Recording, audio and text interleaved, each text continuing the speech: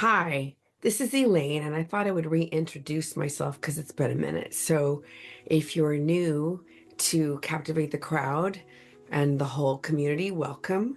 I am a professional speaker, comedian. I've toured 44 states and 6 countries, but more importantly, I have helped thousands of women get over their fear of being on camera and speaking. It can feel really scary, and you can be super successful and confident in other areas of your life. And yet, when it comes to speaking under pressure, it can feel like you're going to die. Ask me how I know. I did stand up comedy all over the country. I love helping people just like you get over that fear, whatever it is, because even though your ego may be like, I should get over this, I shouldn't feel this, or you're an idiot, or whatever it's telling you, it's real. And you can do all the things about getting your hair and makeup done and getting your colors done and getting fancy equipment. But if you aren't, you got to work on the inside stuff first, the inside, the foundation, to make when you can create safety for yourself and come from your why and your value and your intention to make a difference and to use your story and your content and your knowledge for good. That's so much bigger than any little nuggly cyberbully or whatever. Everyone worries about the bullies out there, but usually the worst bully is the one that's in here. So that's who I am, and that's what I'm about. And welcome if you're new. We're so happy that you're here. I do a free masterclass once a month. I do community stuff every once in a while. And I've always got new, cool, exciting projects coming down the pike. And I love featuring cool people on my podcast, Captivate the Mic. So make sure you click on all the buttons so that we can stay connected. So, in honor of Women's History Month, I'm going to continue sharing stories of badass, amazing women who were ahead of their time, who were rebels, who broke the mold, who broke the law.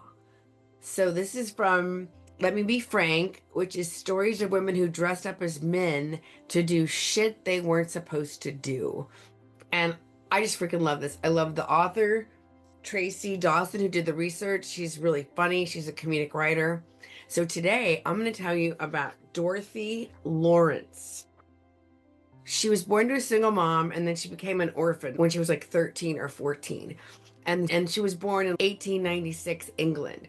So she is coming of age as like a 17-year-old when World War I breaks out. And she has the idea, hey, I want to go be a war correspondent because why not? Everybody else is like worrying about boys and, what kind of bra to get. And I'm going to go be a war correspondent. And so she tries to go get people to send her to the front line. First of all, we're not even hardly sending our male journalists with credentials. We're not going to send it to you.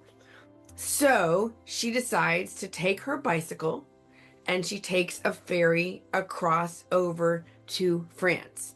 And so she's hanging out in France trying to get to the front, and she realizes it's not going to happen if she is a girl. She realizes she has to dress up as a dude in order to get where she needs to go because she really wanted to report from the front lines. And so luckily, she runs into some soldiers from England when she's hanging out in Paris, and they give her part of their uniforms and they teach her how to walk as a man, act as a man. One of them helps her cut her hair. So she's training to be a dude, right? And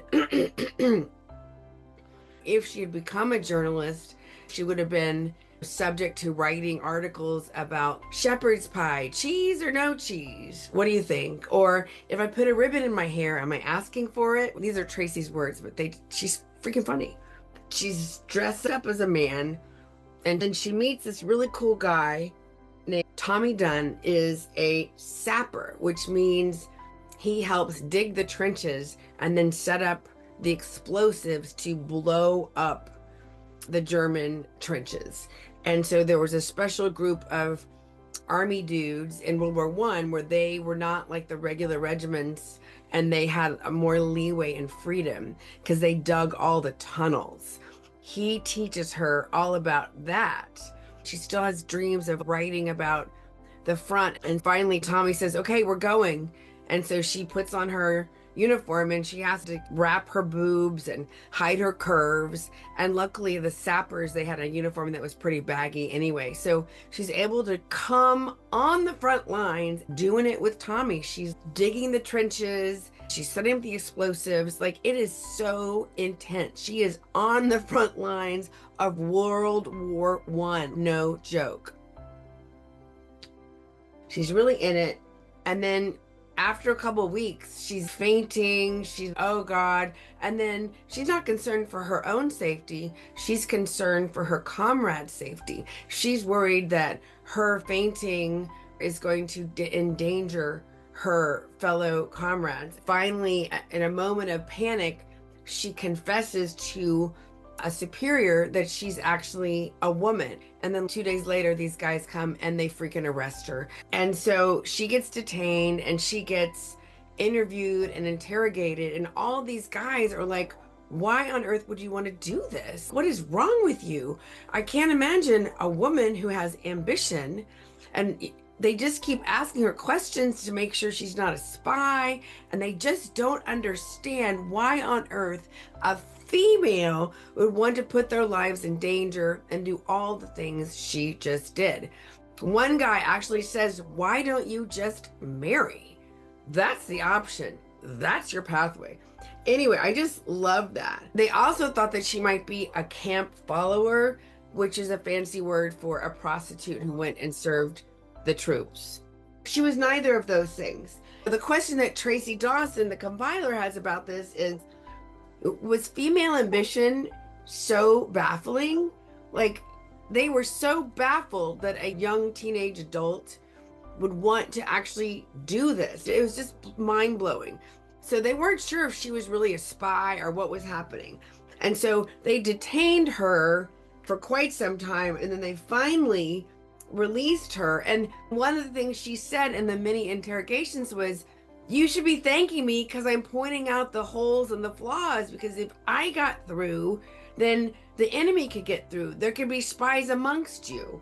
Kudos to Dorothy, because she had a dream and a vision and she freaking went for it with no support, no credentials, no family, nothing. She wanted to go be a part of the war and be a correspondent, and she put herself there. Now, did she ever get to write for a newspaper? No, but she wrote several books. And her story had just disintegrated until, this is fascinating to me. And then this guy, Richard Bennett, he was the grandson of Richard Bennett Swanson. And he was one of the soldiers that aided Dorothy in learning how to be a man, dressing as a man, getting her the uniform. And in his diary, there were references to Dorothy. So that really gave some credentials to this whole story. So Dorothy Lawrence, even if you didn't get to write for a journalist, official credentialed newspaper, you wrote books, you freaking went for your dream, you dedicated time and energy and love and blood and sweat and tears to your country. We salute you in honor of Women's History Month. And here's to your memory. And I hope that we make a movie out of your story because it's amazing. All right, please share this story with a woman that you love and ask her to pass it on. And let's keep celebrating each other, the fabulous females all around the globe. Love to you all.